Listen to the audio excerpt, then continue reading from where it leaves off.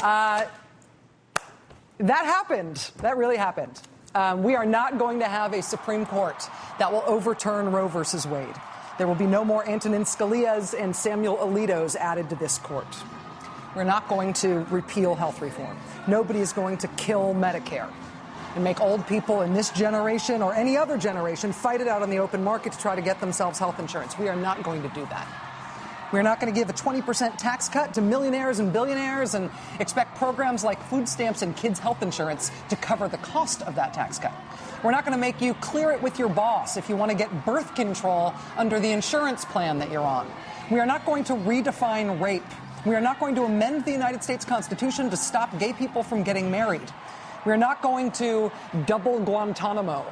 We are not eliminating the Department of Energy or the Department of Education or housing at the federal level. We're not going to spend $2 trillion on the military that the military does not want. We are not scaling back on student loans because the country's new plan is that you should borrow money from your parents. We are not vetoing the DREAM Act. We are not self-deporting. We are not letting Detroit go bankrupt. We are not starting a trade war with China on Inauguration Day in January. We are not going to have, as a president, a man who once led a mob of friends to run down a scared gay kid to hold him down and forcibly cut his hair off with a pair of scissors while that kid cried and screamed for help. And there was no apology, not ever. We're not going to have a Secretary of State, John Bolton. We are not bringing Dick Cheney back. We are not going to have a foreign policy shop stocked with architects of the Iraq War. We are not going to do it. We had the choice to do that if we wanted to do that as a country. And we said no last night, loudly. Now, to be fair, if you are a conservative or if you were rooting for the Republicans, a few things did go your way. Republicans did not lose that Senate seat that they might have lost in Arizona. John Kyle's old Senate seat goes to another Republican, to Jeff Flake. Also, Republicans did not lose that other Senate seat they might have lost in Nevada, the old John Ensign seat that was given to Dean Heller. It stays with him. It stays Republican, just barely. And while President Obama carried 28 states last time, he carried 25 or 26 states this time, depending on how Florida goes. So that means Republicans did lose everything else, but they got back Indiana and also North Carolina. So it was not a totally hopeless night for Republicans. Also, hey, remember the crazy Thaddeus McCotter seat in Michigan where Thaddeus McCotter screwed up and the Republicans ended up having to run this reindeer herder, Santa Claus impersonator guy for that seat? A guy whose own brother says he's crazy and that he will end up in jail if the people of Michigan are crazy enough to elect him? That guy won. Yeah, the shirtless reindeer guy won. So the Republicans have him. Big picture in the House, thanks mostly to redistricting, the Republicans were not in danger of losing the House, and they didn't lose it, even though the Republican majority appears to have shrunk there, and even though they did get the reindeer guy. But in terms, honestly, of what went well for Republicans in this election, that was pretty much it. It is a short list. You want to talk about what went well on the other side last night? Here, I'm actually going to pause for a second to give you a chance to hit pause on your DVR in case you want to go make popcorn or something, maybe mix a drink. You are going to want to settle in for this, so get comfortable. Go ahead. I'll give you a second.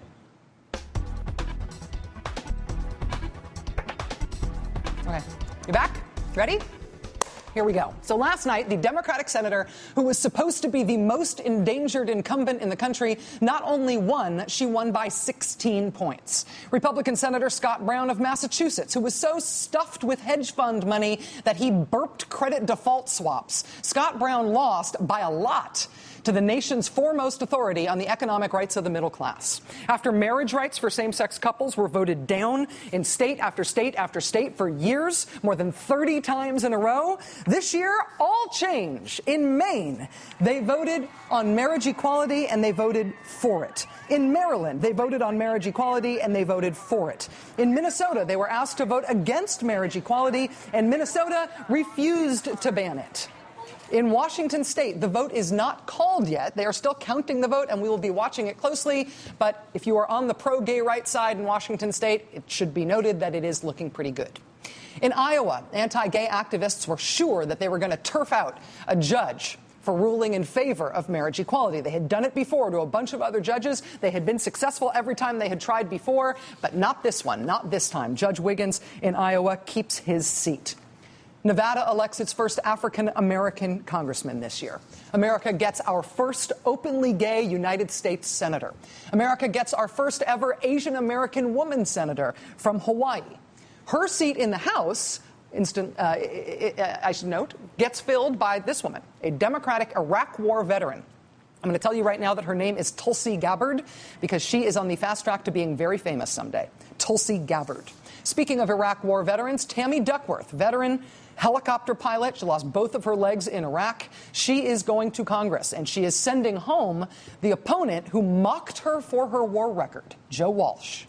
California relaxed its 3 strikes you're out law and rejected a law to cripple the political power of unions. Decriminalization of marijuana was approved in Washington and in Colorado. The astonishing tide of dark money spent against Democratic Senators John Tester in Montana and Sherrod Brown in Ohio turned out to be pointless. Both those Democratic senators won. They held on to their seats.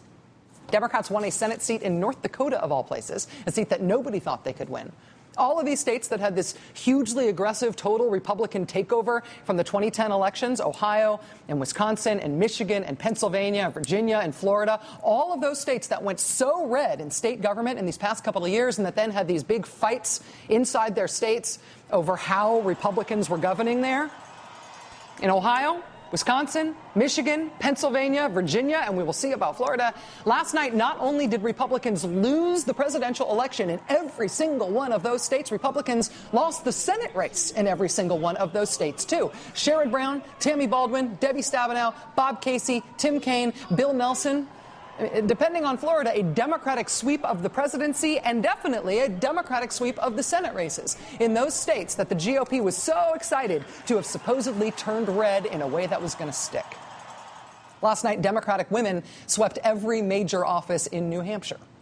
Last night, California Democrats won a Democratic supermajority in the state House and in the state Senate. Not just majorities in California, but supermajorities, wherein if the Republicans don't turn up, any of them, any day at work, nothing will be different in California. They're completely legislatively irrelevant. Allen West lost his seat. More women got elected to the U.S. Senate than at any time in U.S. history. The Republican presidential nominee and vice presidential nominee both lost their home states. Missouri and Montana and West Virginia chose Democratic governors. West Virginia chose its first gay state legislator. So did North Dakota. West Virginia and North Dakota? Yes, seriously. Joe Lieberman's old seat went to a real Democrat in Connecticut. The proportion of young people voting compared to 2008, it went up. Same with African Americans, up from 2008. Same with Latinos, up from 2008, not down, up. If you are a liberal or if you were rooting for the Democrats, last night was a very, very, very big night. And oh yeah, this happened. President Barack Obama, yes, will go down in history as our nation's first African American president.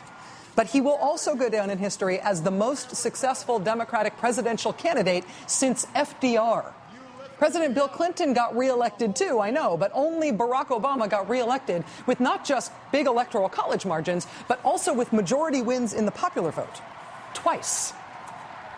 The guy who predicted this outcome almost exactly is Nate Silver, of course, who writes the political statistics blog 538 at the New York Times.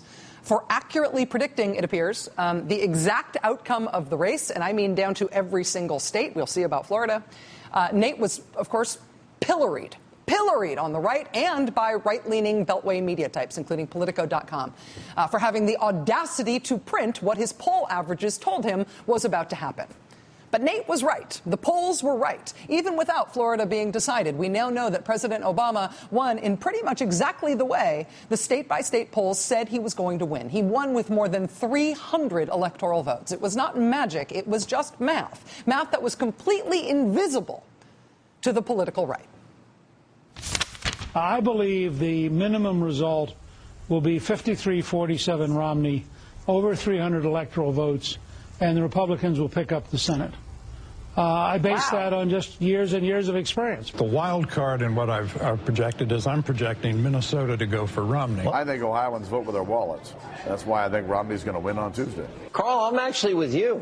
Except I think you're more optimistic. I got this, Romney, 3 points. I think Ohio is going to be a squeaker, maybe an 80, 100, 110,000 vote margin, but I think the Republicans are likely to take it. Who's going to win this election? Charles Krauthammer, your best prediction. Romney, very close, but he'll win the popular by, I think, about half a point. Electoral college, probably a very narrow margin. It will be the biggest surprise in recent American political history. It will rekindle a whole question as to why the media played this race as a nail-biter, where, in fact, I think Romney is going to win by quite a bit. I am now predicting a 330 electoral vote landslide. Yes, that's right. 330 electoral votes. Yes, that's right. No, that's not. Wrong, wrong, wrong, wrong, wrong. But Republicans and conservatives plainly really believed this stuff. I mean, they were talking each other into it a little bit, but it's not like they were faking it.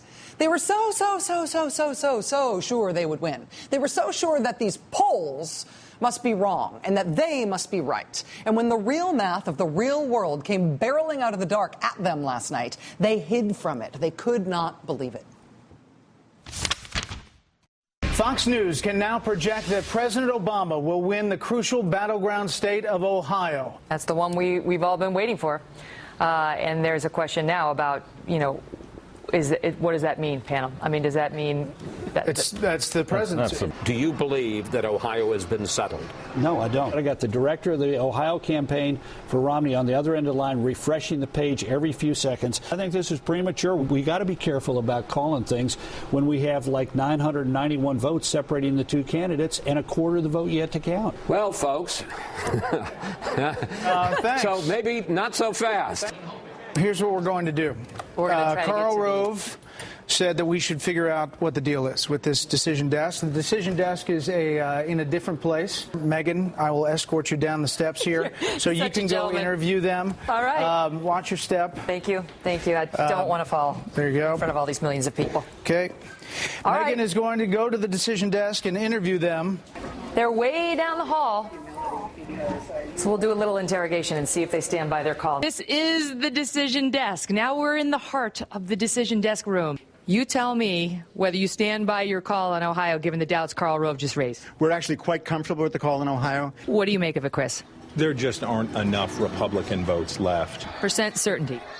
99.95%. Okay. All right. Well, there you have it. Okay, Megan. I've just called Karl back up from and he's coming up here to the desk. He's crunching numbers. He's writing furiously. He's pointing at Bill Hemmer. A lot of things are going on right now. All I'm saying is that, look, we've had one instance where something was prematurely called. That seems to me to be a very early call. The folks at Obama headquarters in Chicago, they're not listening to Karl. They don't care about what Karl said.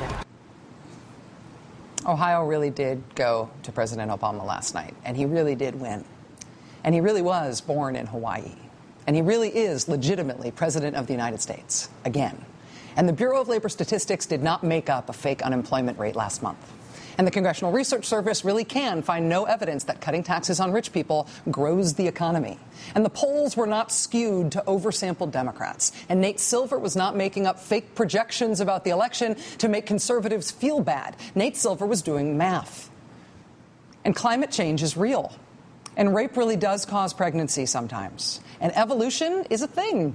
And Benghazi was an attack on us. It was not a scandal by us. And nobody is taking away anyone's guns. And taxes have not gone up. And the deficit is dropping, actually. And Saddam Hussein did not have weapons of mass destruction. And the moon landing was real. And FEMA is not building concentration camps. And UN election observers are not taking over Texas. And moderate reforms of the regulations on the insurance industry and the financial services industry in this country are not the same thing as communism. Listen.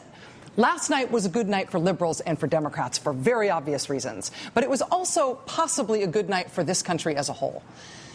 Because in this country, we have a two-party system in government. And the idea is supposed to be that the two sides both come up with ways to confront and fix the real problems facing our country. They both propose possible solutions to our real problems. And we debate between those possible solutions. And by the process of debate, we pick the best idea. That competition between good ideas from both sides about real problems in the real country should result in our country having better choices, better options than if only one side is really working on the hard stuff. And if the Republican Party and the conservative movement and the conservative media is stuck in a vacuum-sealed, door-locked spin cycle of telling each other what makes them feel good and denying the factual lived truth of the world, then we are all deprived as a nation of the constructive debate between competing, feasible ideas about real problems. Last night, the Republicans got shellacked, and they had no idea it was coming. And we saw them in real time, in a real humiliating time, not believe it even as it was happening to them. And unless they are going to secede, they are going to have to pop the factual bubble they have been so happy living inside if they do not want to get shellacked again. And that will be a painful process for them, I'm sure, but it will be good for the whole country, left, right, and center. You guys, we're counting on you. Wake up. There's real problems in the world. There are real knowable facts in the world. Let's accept those and talk about how we might approach our problems differently. Let's move on from there. If the Republican Party and the conservative movement and conservative media are forced to do that by the humiliation they were dealt last night, we will all be better off as a nation. And in that spirit, congratulations, everybody. Big night.